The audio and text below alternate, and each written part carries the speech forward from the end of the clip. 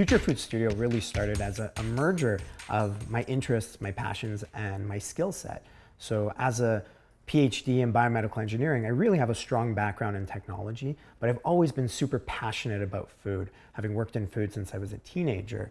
And then I've always had a creative practice where I had a strong interest in design. And so over the course of my academic career, I started merging these three areas together, and we created this incredible space where we found not only can you run a creative practice, but you can have a creative practice that's linked to commerce. And so that's really the interaction that we're looking at always, is how can we use design principles and creative principles in order to generate new types of business in the world. And so when we think about the future of food, we're often considering these different realities and these different scenarios.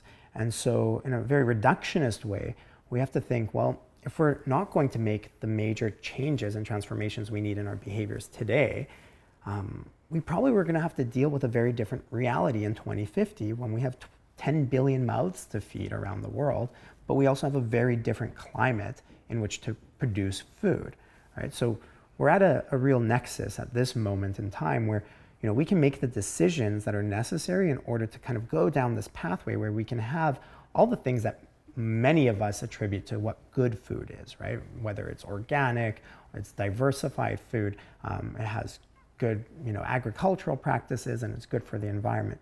But the realities are we aren't making those decisions right now. So we also have to be open to the fact that we could go to a very different path.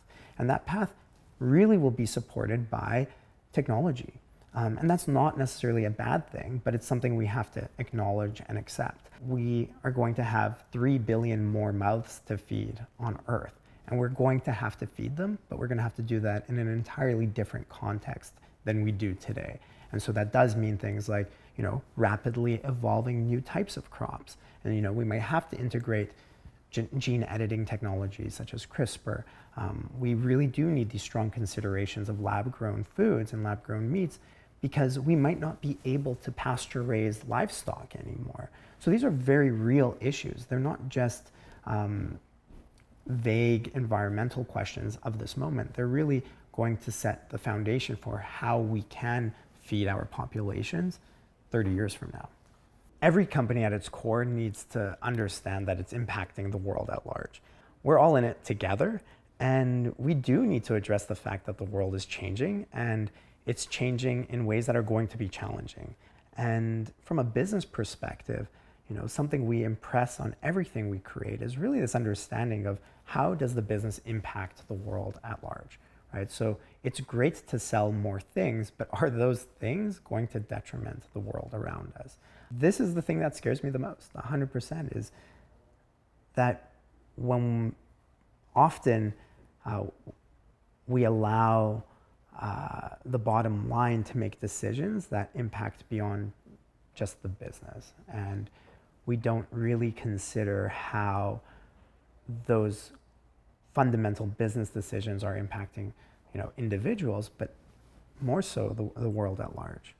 And, that's something that's incredibly important to me and to my team, is really how we can influence the understanding of, new business emerging, particularly through new retail and new products, but really in a way that benefits the world rather than just uses resources and potentially destroys the world around us.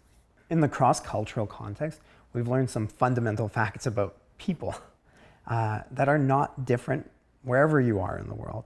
And at its core, everybody really does want to learn more about themselves and the world around them. So when you can address that through an experience, and you can really reveal something new in the world to an individual, you really begin to connect with them. And that is really what our role is. We create a portal to connecting people to themselves and the world around them. We're always looking to create moments where people pause for a second and actually think and reconsider what's going on in their environment.